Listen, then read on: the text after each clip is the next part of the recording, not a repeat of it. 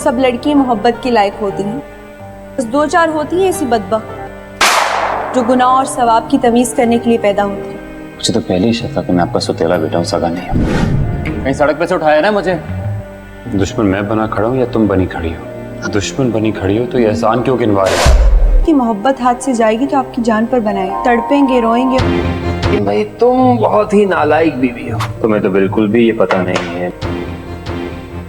और जो तुम्हारे और तुम्हारे घर वालों ने मेरे साथ ऑर्डर मालूम ही नहीं है कि शौहर का ख्याल कैसे रखते हैं। ये पता नहीं आज कैसे नाश्ता वाश्ता तुमने बना लिया। देखिए ये बात तो आईने की तरह शफाफ है। अम्मा, अब सारी सिचुएशन आपके सामने ही है। हाँ भाई, दो चाय बड़ी मजेदार सी। हाँ, उन्होंने जो भी कुछ कहा किया वो सब मेरी मोहब्बत में कहा। That's it. क्या आपको वाकई लगता है कि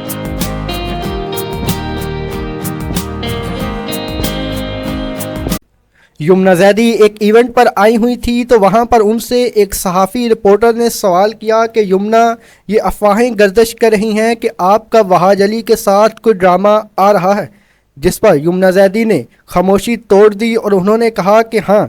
आगे से रिपोर्टर ने कहा कि क्या हम उस ड्रामे का नाम जान सकते हैं? तो यमुना ने कहा जी हाँ, ड्रामे का नाम है मेहरबान। और रिपोर्टर ने मज़ीद पूछा कि ये ड्रामा कब रिलीज़ किया जाएगा, जिस पर यमुना ज़ैदी ने कहा अभी इसके बारे में मैं मुकम्मल तफसीलात तो आपको नहीं बता सकती, लेकिन शूटिंग शुरू हो चुकी है और बहुत जल्द शूटिंग कंप्लीट हो जाएगी। आपको बहुत जल्द ये ड्रामा देखने को मिलेगा। उसके बाद यमुना ज़ैदी से रिपोर्टर ने यह भी सवाल किया कि क्या तेरे बिन का सीज़न 2 भी आएगा, और अगर आ रहा है तो क्या आप और वहाज उसमें भी काम करेंगे? कहीं ये ड्रामा जो आप कह रही हैं जिसमें काम कर रही हैं, कहीं ये तेरे बिन का सीज़न 2 तो नहीं? तो यमुना ने कहा तेरे बिन का सीज़न 2 तो लाजमी आएगा, लेकिन अभी तक इस बात की कोई कंफर्मेशन नहीं है कि मैं और वहाज उस ड्रामा में होंगे कि नहीं। अगर हम उस ड्रामा में हुई तो मैं आपको ज़रूर बताऊंगी, लेकिन ये ड्रामा जो हम शूटिंग कर रहे हैं ये वो नहीं है, ये एक और ड्रामा है। जबकि तेरे बिन का जो सीज़न 2 है वो तो कन्फर्म है कि बनेगा ही बनेगा, क्योंकि जब हमने तेरे बिन की इतनी कामयाबी की और लास्ट एपिसोड था तो हम डायरेक्टर्स अब्दुल्ला कादवानी और असद कुरैशी से मिलने गए हुए थे और हमने वहां पर इकट्ठे लास्ट एपिसोड देखा था, तो जिस पर अब्दुल्ला कादवानी और असद कुरैशी ने हमें कहा था कि वो बहुत जल्द तेरे बिन का सीज़न 2 भी लॉन्च करेंगे और बहुत जल्द तेरे बिन का सीज़न 2 यानी कि सीक्वल बनाया जाएगा। जिस पर आगे से रिपोर्टर ने पूछा क्या यमुना आप ये बता सकती हैं कि जो तेरे बिन का जो सीज़न 2 आ रहा है इसमें आपकी सेम कास्ट होगी या चेंज की जाएगी? इस पर यमुना ने इस सवाल पर कहा कि इस बारे में अभी कोई हतमी फ़ैसला नहीं हुआ, ये डायरेक्टर्स पर डिपेंड करता है कि वो हमें तेरे बिन के सीज़न 2 के लिए मुवाफ़िक समझते हैं या नहीं। अगर वो हमें काम दे देंगे तो हम खुशी से करेंगे वहाज अली। और आगे से यमुना ज़ैदी से रिपोर्टर ने यह भी सवाल किया कि क्या ये अफवाहें गर्दिश कर रही हैं कि आपकी और वहाज अली की तेरे बिन के सेट पर कोई लड़ाई भी हुई थी, जिसे बाद में डायरेक्टर्स ने मिल बांट कर इकट्ठे होकर उसे सोल्व कराया, तो क्या ये सच है? जिस पर यमुना ज़ैदी ने कहा यह सरासर झूठ खबर है, बहुत सारे लोगों ने यह खबर झूठ फैलाई हुई थी, इसमें किसी भी किस्म की कोई सच्चाई नहीं है और मेरी आप तमाम लोगों से दरख्वास्त है कि इस बात को मज़ीद ना फैलाएं क्योंकि इसमें कोई सदाकत नहीं है। जिस पर रिपोर्टर चुप कर गया और यमुना ज़ैदी आगे बढ़ गई। तो नाज़रीन गिरामी, आपको हमने मुकम्मल अहवाल बता दिया, अब आप हमें बताएं कि क्या आपको तेरे बिन सीज़न 2 देखने का कितना इंतज़ार है, और ये भी आप लोगों ने हमें बताना है कि ये ड्रामा कब आप लोगों को पसंद आने वाला है, कितना पसंद आने वाला है, और इस ड्रामे में आपको वहाज अली और यमुना ज़ैदी के या ऑन स्क्रीन कपल है वो आप लोगों को कितना पसंद है। इस बारे में आपने हमें कमेंट सेक्शन में ज़रूर बताना है और ये भी बताना है कि आप ये ड्रामा कहाँ से देखते हैं, क्योंकि पाकिस्तानी ड्रामाज़ को पाकिस्तान, ना सिर्फ पाकिस्तान बल्कि इंडिया में भी बड़े शौक़ से देखा जाता है और इंडिया की एक बहुत बड़ी ऑडियंस मौजूद है। तो अगर आप लोग भी ये ड्रामा इंडिया से देख रहे हैं तो आप लोगों के प्यार का, मोहब्बत का बहुत शुक्रिया। आप हमारे भाइयों जैसे हैं। आप बॉर्डर्स पर मौजूद जो नफ़रतें हैं उन्हें शायद इंटरटेनमेंट, ये ड्रामाज़, ये फ़न, मौसीकी, आर्ट ही शायद दूर कर सकते हैं। और हम दुआगो हैं कि जो नफ़रतों के बीच दो कौमों यानी कि एक ही कौम के दो लोगों के दरमियान बो दिए गए हैं, सियासतों की नज़र कर दिए गए हैं, बहुत जल्द ये नफ़रतें ख़त्म हो जाएं। हम आपको वहाज अली और यमुना ज़ैदी का जो ये एपिसोड, ये ड्रामा आ रहा है, इसकी कंप्लीट स्टोरी भी पहले एपिसोड की और इस ड्रामे की पूरी स्टोरी मेहरबान की आज की इसी वीडियो में हम आपको वो भी बताएंगे। बस आप हमारे साथ बंधे रहिए। तो स्टोरी कुछ इस तरीके से होगी कि درد بری رات اور اس جیسی بہت سی راتوں کو بیتے 3 ماہ سے زیادہ عرصہ ہوا چلا تھا۔ وہ بہت سی باتوں کو بھول چکا تھا یا بھول جانے کی کوشش کرتا رہتا، لیکن بعض باتیں ایسی بھی تھیں کہ وہ انہیں ہمیشہ یاد رکھنا چاہتا تھا۔ ان ناقابل فراموش یادوں میں وہ 3 چہرے بھی تھے، بلکہ چوتھا اس نرس کا مہربان چہرہ بھی جو ان کو اس کے کمرے میں پہنچا کر چلی گئی تھی۔ یہ بات عجیب تھی کہ شروع میں اس کے ذہن میں ان تینوں بلکہ 4 کے دھندلے چہرے تھے، لیکن وقت گزرنے کے ساتھ ساتھ واضح تر ہوتے جا رہے تھے۔ ایسا شاید ان چہروں کو بار بار یاد کرنے کی وجہ سے ہوا تھا، یا اس کے تخیل نے بہت کچھ اپنے پاس سے اس میں شامل کر دیا تھا۔ بہرحال اب وہ ان اجنبی مونس چہروں کو جو رفتہ رفتہ مانوس لگنے لگے تھے جب چاہتا دہان میں لا سکتی تھی، اور وہ انہیں لانا بھی چاہتی تھی، اور کیا کرتی۔ اس کی آگے ایپیسوڈ کی سٹوری کمپلیٹ ہم آپ کو آج کی اس ویڈیو میں بتا رہے ہیں کہ ان تینوں بلکہ 4 نے مل کر اسے بحران سے نکالا تھا یا نکلنے میں مدد دی تھی۔ بحران کا لفظ اس نے اپنے مرحوم والد سے جو حکیم تھے سنا تھا۔ وہ گھر میں مریضوں کے بحران میں پڑنے یا نکلنے کی باتیں کرتے رہتے تھے۔ یہ فیصلہ کن مرحلہ ہوتا آر یا پار۔ اس طبی اصطلاح کا تصور اس وقت بچپن میں بھی اس کے ذہن میں ایک گرداب کا سا تھا، جس میں مریض ہمیشہ کے لیے ڈوب جاتا یا یکدم کنارے لگ جاتا، مگر اس گرداب میں موت کی پٹھیاں کھانے اور کنارے سے آ لگنے کا اس کا پہلا تجربہ تھا۔ نستھیسیا کی طویل جبری نیند سے قسطوں میں جاگنے کے بعد سے اب تک اس نے پلک نہیں جھپکی تھی، جیسے آنے والی کئی راتوں کی نیند پیشگی سو چکا ہو۔ جراحت کے اندرونی اور بیرونی زخموں سے ہر آن درد کی تحسیس اٹھتی رہتی، جس کے مختلف حصوں میں خونی گلوکوز اور انجیکشنوں کی ڈرپس اور بولو براس کے اخراج کی تھیلوں کی دکن، اینٹھے اور جکراؤ دن بھر اسے تیماردار گھیرے رکھتے، جن کے جھوٹے سچے دلاسوں پر وہ مصنوعی تبسم سے شکریہ ادا کرتا، کیونکہ اسے معلوم تھا ابھی وہ بحران سے نہیں نکلا تھا۔ وہ کیا کرتا؟ وہ خاموش تھا۔ پہاڑ جیسا دن تیماردار ڈاکٹروں نرسوں کے بدلتے چہرے اور قطرہ قطرہ کم ہوتی ڈرپس ختم ہونے کا انتظار کرتے کرتے جیسے تیسے گزر جاتا، مگر رات پہاڑ سے بھی بڑی ہوتی تھی۔ وہ زیادہ دردناک ہوتی تھی، کس لیے کہ کیونکہ سمندر جتنی ایسا سمندر جس میں سکون کا کوئی کنارہ نہ تھا۔ نرس رات بھر کے لیے نئی ڈرپس لگا کر چلی جاتی، عزیز و اقارب رخصت ہو جاتے اور ہسپتال میں سناٹا چھا جاتا تو جیسے سارے گھاؤ درد اگلنے لگے۔ اسے معلوم تھا دن کے مقابلے میں رات ہمیشہ چیزوں، جسموں اور خیالوں کے مبالغے کے ساتھ پیش کرتی ہے، پر کوا اور رائی کا پہاڑ بنا کر۔ شاید اسی لیے کہانیاں کہنے، سننے، شعر و نغمہ اور رقص و ناٹک سے لطف اندوز ہونے اور محبت کرنے کے لیے رات کا وقت موزوں تر خیال کیا جاتا ہے، اور شاید اسی لیے اندھیرے میں دبی ہوئی خواہشیں اور چھپی ہوئی محرومیاں چوہوں کی طرح اپنی بلوں سے نکل آتی ہیں اور خوابوں کا روپ دار لیتی ہیں، اور رات کو آدمی ایسا بہت کچھ سوچ ڈالتا ہے جس کے کرنے کے دن کی عجالت میں ممانعت ہوتی ہے۔ رات کی یہ مبالغہ پسندی جہاں اس میں سحر، رومان اور افسانیت پیدا کرتی ہے، وہاں ہر قسم کی تکلیف، درد اور اذیت میں بھی اضافہ کر دیتی ہے، جسے کم کرنے کے لیے مریضوں کو خواب آور ٹیکے، گولیاں اور پین کلر انجیکشن دیے جاتے ہیں۔ اسے بھی ڈاکٹر نے سونے کا مشورہ دیا تھا، مگر دوسرے مضر اثرات کی وجہ سے نیند کی گولیوں، ٹیکوں اور پین کلر انجیکشن کے بغیر اس کا کہنا تھا اگر وہ ان مصنوعی اور جبری طریقوں کے بغیر سو سکے تو یہ اس کی صحت یابی کی طرف اہم پیش رفت ہوگی، اور وہ چپ چاپ کر کے اسے سونپ رہی ہوگی۔ اور وہ کیا کرتی؟ وہ بیمار تھی اور بستر پر پڑی ہوئی تھی، بستر پر لگی ہوئی تھی۔ یہ 4تھی یا شاید 5ویں رات تھی، درد بھری بحران کی رات، درد کی شدت عروج پر تھی، بے خوابی کا لکو دک صحرا اور مایوس کن خیال ان کے بربرد اور وہ کر رہی تھی، اور اس کے بعد وہ جو حسب معمول پیٹیوں، ٹھیلوں اور ڈرپس کی نالیوں اور نلکوں میں جکڑا بیڈ پر چت پٹ لیٹی ہوئی تھی، وہ بالکل خاموش تھی۔ جی اچھا، اس نے جواب دیا، لیکن اسے لگ رہا تھا جیسے انجیکشن نے اس کے سارے زخموں کے منہ کھول دیے ہوں اور کمرہ درد اور کرب سے بھر گیا ہو۔ درد کی شدت نے اس کے زندہ رہنے کے حوصلے کو بھی پست کر دیا تھا، اور اس نے اپنی نیند اور اطاع سکون کے بارے میں سوچنا شروع کر دیا۔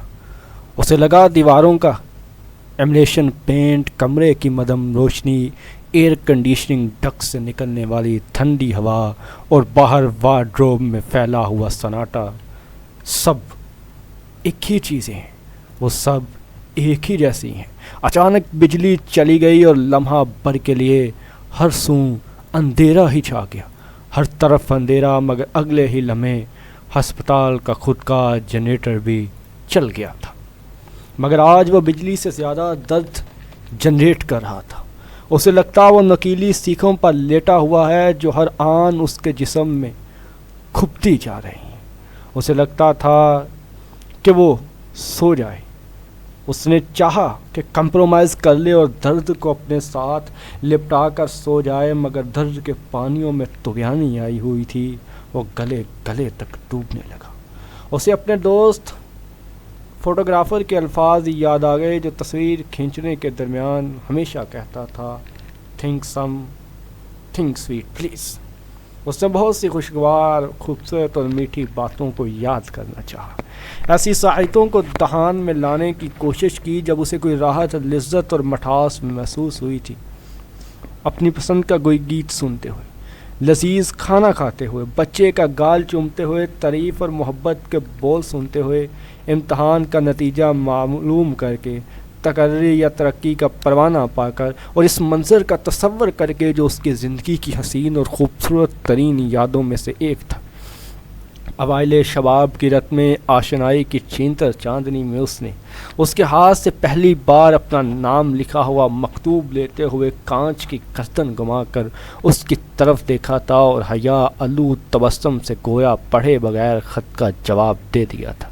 لیکن جلد ہی اسے محسوس ہونے لگتا جیسی ساری خوبصورت باتیں اور یادیں شیشے کی کسی دیوار کے اس پار تھی، جن کی ایک جھلک وہ ضرور دیکھ سکتا تھا مگر انہیں چھو نہیں سکتا تھا، اور جیسے نکیل پرا اونٹ اپنی پہنچ سے باہر کی ٹہنیوں پر منہ مارنے کی کوشش میں درد سے بلبلا کر خوراک کا خیال چھوڑ دے، اسے بھی ان خوبصورت اور میٹھے خیالوں کو ترک کرنا پڑ جاتا۔ لیکن پھر اسے ایسا لگا جیسے اس کے پپوتے بوجھل ہونے لگے ہیں۔ ہاں، نیند کہیں زیادہ دور نہیں تھی، یہیں کہیں اس کے آس پاس منڈلاتی پھرتی، مگر شاید درد اسے قریب نہ آنے دیتا تھا۔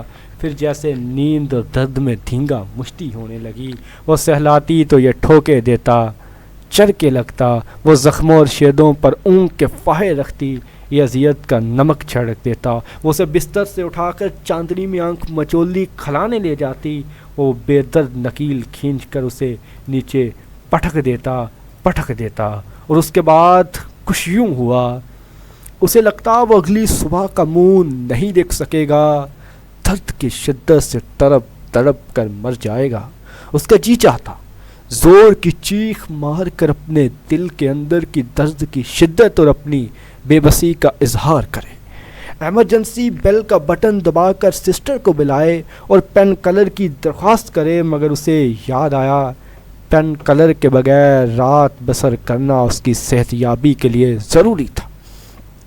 اس کے دونوں بازو نالیوں اور نلکیوں سے جکڑے ہوئے تھے، مگر وہ ٹانگوں کو ہر وقت میں لا سکتا تھا، اس لیے بار بار کبھی انہیں سیدھا کرتا، کبھی سمیٹ لیتا۔ یہی ایک حرکت وہ تکلیف کے بغیر کر سکتا تھا۔ اچانک اس نے محسوس کیا جب وہ ٹانگیں سمیٹ لیتا ہے تو نیند کی فرفراہٹیں قریب سنائی دینے لگتی ہیں، اور جب ٹانگیں پسار دیتا ہے وہ کہیں غائب ہو جاتی ہے۔ اس کا مطلب تھا اگر کسی طرح اس کی ٹانگیں سمٹی رہیں تو وہ سو سکتا ہے، مگر ٹانگیں سمٹتی کیسے رہ سکتی تھی؟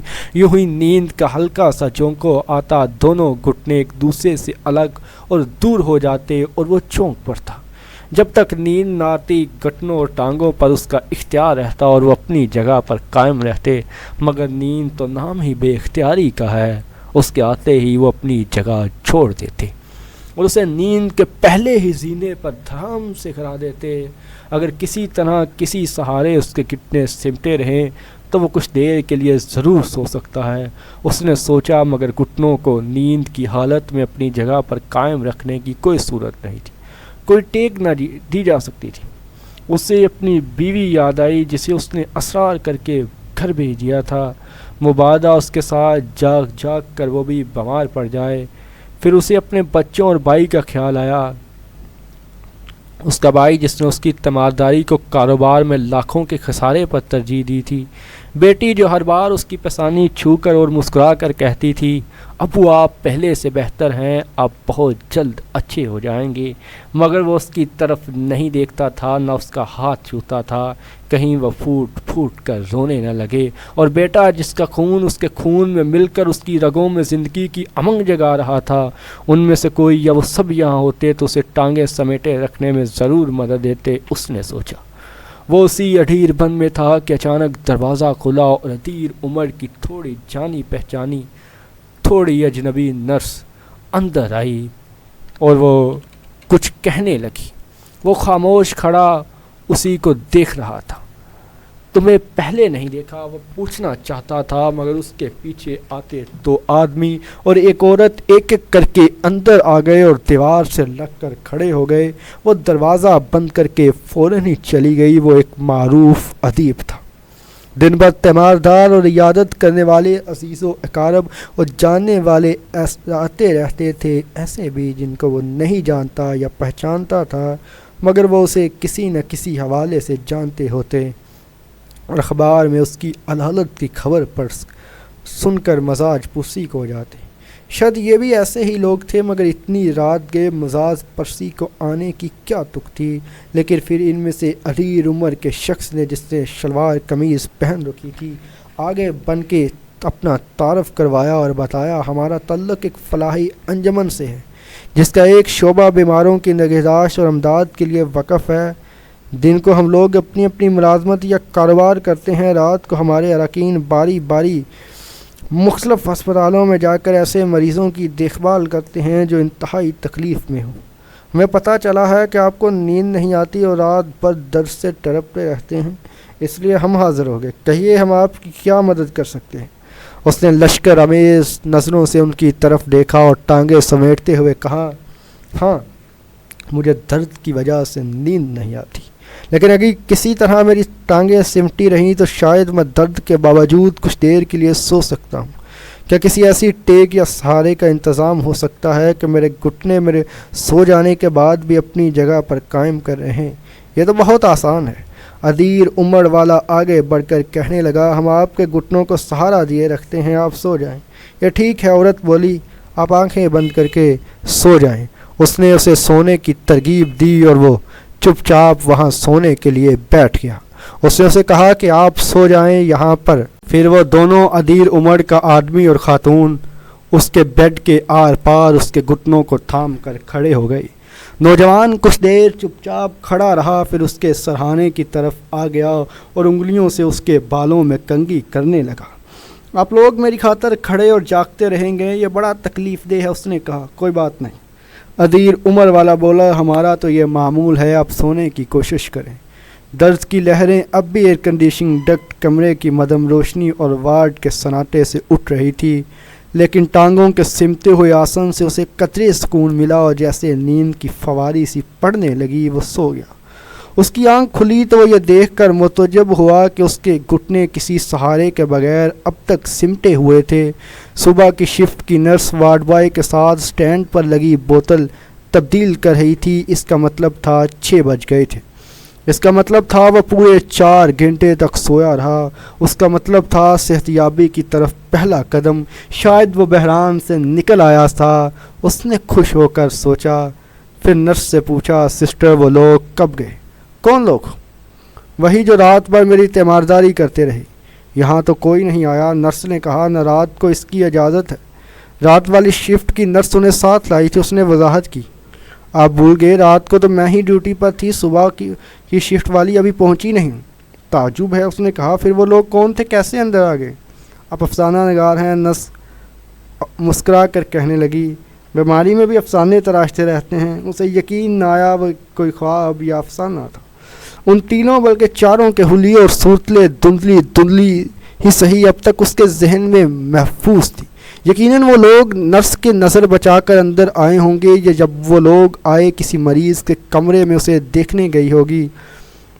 मुमकिन है वो रिसेप्शन पर बैठे बैठे सो गई हो, जैसा कि ऑपरेशन से एक रात पेशतर उसने खुद अपनी आंखों से देखा था। वो चाहता था उस फलाही अंजमन का खोज लगाए, उन नेक दिल और मेहरबान लोगों से मिले, उनका शुक्रिया अदा करे और हत्तल मकदूर उनके काम में हाथ बटाए। मगर मुख्तलिफ अस्पतालों और मरीज़ों से इस्तफसार के बावजूद उन लोगों या ऐसी किसी अंजमन का सुराग न मिला जो मरीज़ों की फलाह व बहबूद का काम करती हो। और जिस किसी से बात करता वो लाइल्मी और हैरत का इज़हार करता। ग्रेडों, तरक्कियों, सासों और पैसा कमाने की चूहा डोर के इस शहर में ऐसे ख्वाबों जैसे लोग कहाँ से आएंगे? रफ्ता रफ्ता उसे यकीन हो चला कि वो ख्वाब ही था और ये सब उसके तख़य्युल और अंदर की ख्वाहिश की कारफरमा थी। मगर उसे ख्याल आता कहीं उस बहरूप में उसके अपने ही घर के तो लोग नहीं थे। उन्हें रात के अफसोस मुबालगा पसंदी की ढूंढ हटाकर पहचानने की कोशिश करता, मगर उसके जहन में दर्द भरी रात में देखी हुई अवलीन सूरतें इस कदर रासक हो चुकी थी कि वो किसी नतीजे पर पहुंच ही नहीं पाता। एक लम्हा होता है, एक ख़ास लम्हा हर किसी की ज़िंदगी में आता है। आप किसी चीज़ को देखते हैं और आपके मन को भा जाती है, और ये वो लम्हे होते हैं जब ज़िंदगियां बदल जाती हैं। कहानियाँ हमारी यादाश्त के पहले आसमान के सितारे हैं, रोशन और शोख, मधम और नहायत मधम, जिनके लोए फ़रकत की तन्हाई और शब की तारीकी को कम करके गवारा बनाती हैं। उम्र के हर दौर की कहानी का अपना एक अलग रंग और जायका होता है। बचपन की कहानियाँ हम जूलियों की तरह होती हैं, इन्हें जब भी पुकारें वो दरवाज़ों और पर्दों के अकब से निकल कर आ जाती हैं और हमारे साथ गुल्ली डंडा और लुकन मिट्टी खेलने लगती हैं। अहदे शबाब की कहानियाँ रसीली और खुशबूदार होती हैं और अडीर उम्री में कहानियों के सारे जायके और माफ़ी तब्दील हो जाती है और इनकी नई परतें दिखाई देने लगती हैं। कहानियों की कई किस्में हैं। बाज़ कहानियाँ लबासों की तरह होती हैं जिन्हें हम कुछ अरसा पहन और ओढ़ कर उतार देते हैं। बाज़ कहानियाँ ज़ेवरात की तरह होती हैं जिन्हें हम ज़रूरत के वक़्त और ख़ास मौक़ों पर अपने हाफ़ज़े की अलमारी से निकाल कर थोड़ी देर के लिए पहन लेते हैं, फिर गड्डी कागज़ में लपेट कर रख देते हैं। बाज़ कहानियाँ जिस्म पर चोटों, ज़ख्मों, जलने के निशानों की तरह होती हैं जो हमारे साथ जवान और बूढ़ी होती रहती हैं। कहानियाँ हमारे साथ पैदा होती हैं और हमारे बाद भी ज़िंदा रहती हैं और यूँ ये कहानियाँ कभी ख़त्म नहीं होती। कहानियाँ दूर दराज के सफ़र करती हैं और वहाँ भी पहुँच जाती हैं जहाँ हम खुद नहीं पहुँच पाते। कहानियों से खाली जहन इस बेदाग और सपाट चेहरे की मानद होता है जहाँ पर कुछ भी कायम नहीं होता। कहानियाँ ऐसे ही दस्तों गिरेबां होती हैं, कहानियाँ ऐसे ही महफिल में सरूकार होती हैं, कहानियाँ ऐसे ही लोगों के सामने अपना नाम बनाती हैं, कहानियाँ ऐसे ही लोगों के सामने तवाफ़ करती हैं, कहानियाँ ऐसे ही लोगों के सामने अपनी दास्तानें बयान करती हैं और कहानियाँ ऐसे ही लोगों को अपनी ज़ात बताती हैं और कहानियाँ ऐसे ही लोगों पर अपनी ज़ात मनवाती हैं और कहानियाँ, किस्से, महकशी, ये आलम, ये सब कुछ जो भी है कहानी ही तो है, बात है, जो भी है लिख डालो, तोड़ डालो, सतूर हैं ढलेंगे, दस्तूर हैं टूटेंगे, जीत है मिलेगी, हार है हम जीतेंगे, मुकद्दर है तो जीत होगी, सिकंदर हैं तो कलंदर हैं, ये कलंदरी का ही सरूर है, हम जीते हैं तो तुझसे नहीं हारेंगे, हमारी जीत में तेरी जीत का कोई सोराग नहीं है, हम जब भी जीते अकेले तन्हा सवार जीतेंगे और यही वजह है कि उल्फत के रंगों में एक ही तो रंग डाया था, वही रंग था जो अहले हुनर के बाज़ार से मुझको खाने आया था और मैंने महकशी के आलम में सबको तोड़ दिया था। मेरे सामने जो भी था मैंने सबको छोड़ दिया था। मैंने जब से होश संभाला है। हज़ारों कहानियाँ पढ़ और सुन चुका हूँ, सैकड़ों कहानियाँ सोच चुका हूँ, इनमें से कुछ महफूज हो गई, बाकी जहाँ से आई थी वहीं चली गई, मगर बाज़ अब तक मेरे इर्द गिर्द चक्कर लगाती रही हैं कि हमें लिखो।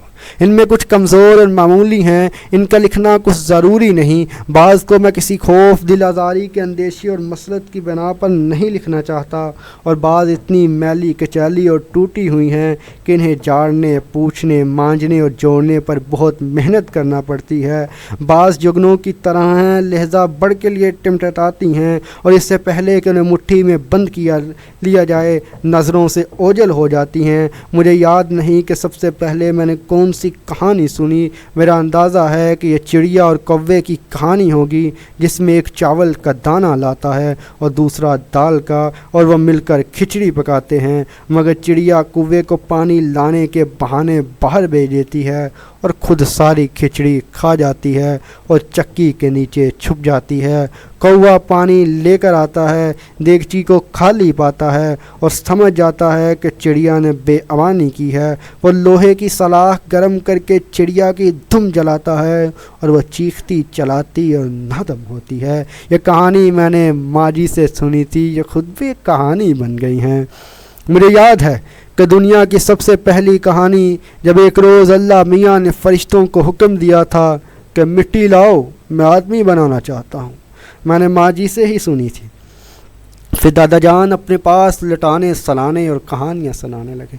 वो खुद तो बूढ़े, बहुत बूढ़े और संजीदा थे, मगर उनकी कहानियाँ बहुत दिलचस्प और शरीर होती।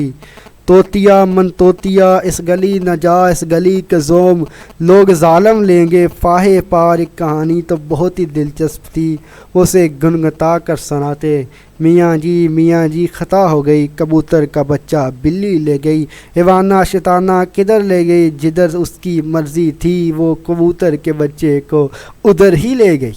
और ये ऐसी कहानियाँ, ऐसी दास्तानें, हज़ारों दास्तानें हैं जो बड़ी पड़ी, ऐसी हज़ारों तारीखें हैं जो हमारे सामने कायम व दायम हैं, और ऐसी लाखों दास्तानों के बीच में खड़े हम वो लोग हैं जिनके पास अदावत, ताकत, रियासत सब कुछ ही तो है, लेकिन अगर कुछ भी नहीं है तो वो खुद है। हमारे पास सुनने को नहीं है, हमारे पास कहने को नहीं है, हमारे पास लिखने को नहीं है, और जो भी है, जहाँ तक भी है, वो सब कुछ यही तो है। हम हारे हुए हैं, हम जीते नहीं हुए, और जहाँ तक हम हारे थे हम सबसे ही हारे थे। हम जीत भी जाते तो किससे जीते, हमारे तो खुद के हारों में हार थी, और हमने जीतने की ये महज एक कोशिश की, एक यही तमन्ना थी जो हमसे हार गई। और हमने जीतते तो कहाँ इस अहले फनर से जीतते, हमारे हारने में सबकी ही हार थी। और लिखा था कि कैसे करके लिखेंगे हम दास्तानें, कैसे लिखेंगे हम अफसाने, कैसे लिखेंगे कि चुनकर जो लिखा है सबको लिखा है। महकशी का जो भी आलम है हमने तेरे सामने लिखा है, और हम लिख रहे हैं, हम लिखते रहेंगे। हमारे अलम की दास्तां हैं, हम सभी लिखते रहेंगे। और लिखने में मुझको क्या सी शर्म, मैं लिखूँगा तेरे पल लिखूँगा, मैं लिखूँगा तेरे संग लिखूँगा, मैं लिखता रहूँगा, मैं बोलता रहूँगा। मैंने कैसे बोला है मैं सबको यही कहता रहूँगा। मैंने सुना है कि महकशी को आलम ने अब बहार दी है, तुमने तो मुझसे यही ठुकरा दी है। मेरी मोहब्बत को यूँ फतार किया, तुमने उसे दागदार किया, और यूँ दाग ला के मेरी मोहब्बत पे अपने अफसानों के तुमने मुझको यूँ सरे बाज़ार रुसवा किया। और रुसवा ही करना था तो यूँ अपनी गली में या अपनी महफ़िल में बुला लेते, यूँ सरे बाज़ार मुझको क्यों बदनाम किया। आहा।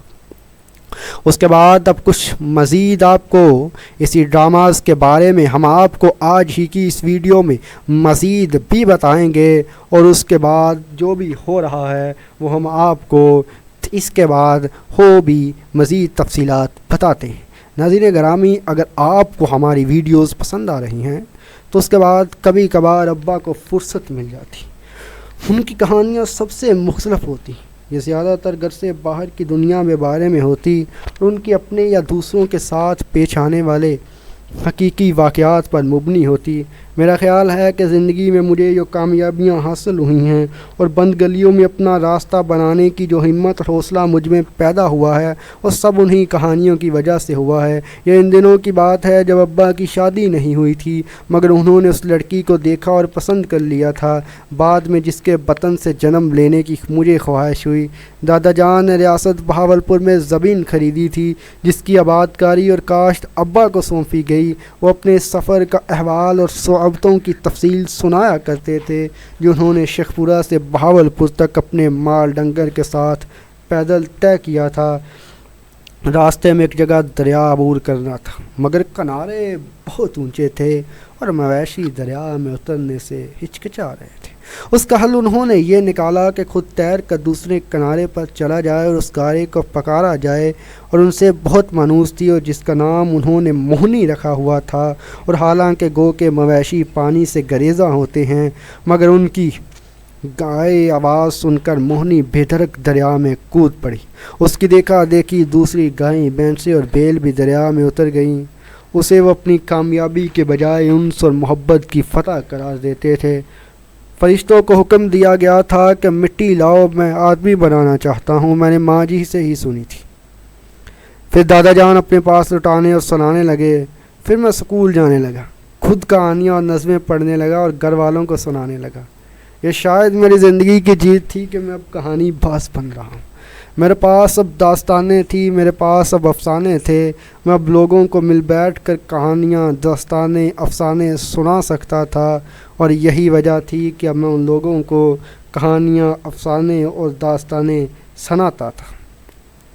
گھر والے سب ہی مجھ سے خوش تھے، سوائے کچھ لوگوں کے وہ مجھ سے ناراض رہتے تھے، لیکن اب معرفت کے جتنے بھی اصول تھے مجھ سے گھر والے میرے زیادہ تر خوش ہی رہتے تھے۔ اب چونکہ عداوت کے جتنے بھی رنگ تھے وہ کم ہی تھے، لوگ سوچوں میں مگن تھے اور اصول اپنے ضابطے بنانے میں بے پرواہ نہیں تھے۔ میرے پاس کرنے کو زیادہ کچھ تو تھا نہیں، لیکن بہت کچھ تھا جو میں کر سکتا تھا۔